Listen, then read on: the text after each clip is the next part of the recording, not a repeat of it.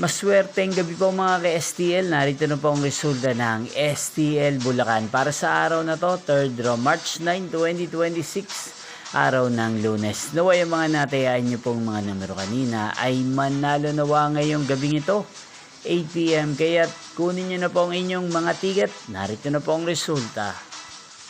Ang mga numerong nanalo sa STL Bulacan ngayong gabing ito, March 9, 2026, 8 PM. Third draw result, 38 at 2 in exact order. Again, 38 at 2.